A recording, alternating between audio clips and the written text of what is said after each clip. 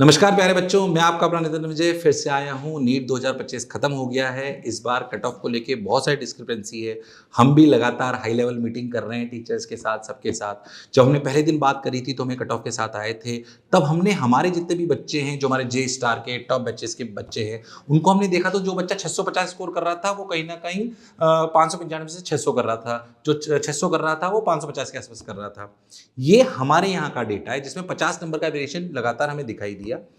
पर जब हम डेटा देख रहे हैं हमारे रैंक प्रेडिक्टर पे और अदर्स कोचिंग पे, तो डिफरेंस 80 से 100 का है, जो मुझे समझ में आया। कट ऑफ सबसे चलेगी, सिर्फ मोशन के बच्चों से नहीं चलेगी।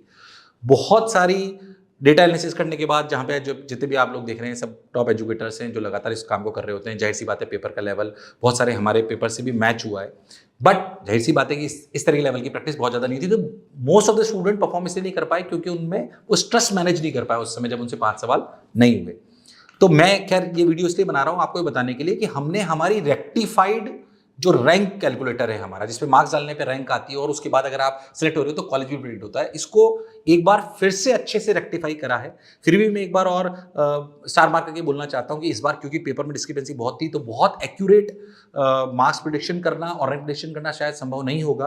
बट मुझे लगता है कि अब जो हम प्रिडिक्ट कर रहे हैं वो काफ़ी हद तक एक्यूरेट होगा। तो जो बच्चों ने एक बार पहले मार्क्स और रैंक प्रिडिक्ट करी थी हमारे प्लेटफॉर्म पे भी, उनसे रिक्वेस्ट है कि वो रेक्टिफाइड वापस देखें, क्योंकि वापस हमने पूरा जितना डेटा हमारे पास पिछले साल का था, इस साल का था, मोशन के बच्चों में 50 नंबर का इफेक्टिव गैप आ रहा है, बाहर के बच्चों में 80, 90, 100 तक का भी वो गैप जा रहा है।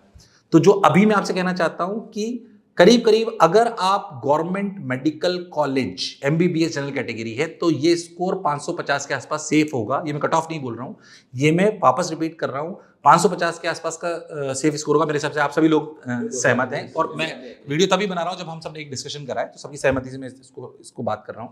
तो 550 के आसपास का सेफ स्कोर है। आपकी किस नंबर पे एग्जैक्ट क्या रैंक आएगी और कौन सा कॉलेज आपको मिल सकता है, वो नीचे दिया गया जो लिंक है, जो हमने रेक्टिफाई पूरा कर दिया है। जब मैं आपके पास ये वीडियो आ रहा होगा तो लिंक अवेलेबल होगा, तो आपको दिखाई देगा, समझ में आएगा कि इस नंबर पे मेरे को क्या रैंक आ सकती है।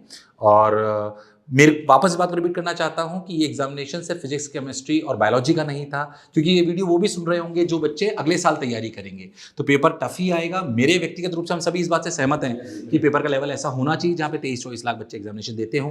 तो जो अगले साल बच्चे एग्जामिनेशन देने वाले हैं उनसे रिक्वेस्ट है कि पेपर का लेवल ऐसा ही आएगा और ऐसा आना भी चाहिए। तो उसकी तैयारी हम आपकी बहुत बेहतरीन तरीके से कराएंगे। जिन एजुकेटर्स को पढ़ाना आता है, जो बहुत सालों से इसको पढ़ा रहे हैं, यहाँ पे जितने भी लोग आपको देख रहे हैं, 200-250 वर्षों का अनुभव यहाँ पे बैठा हुआ होगा इस समय।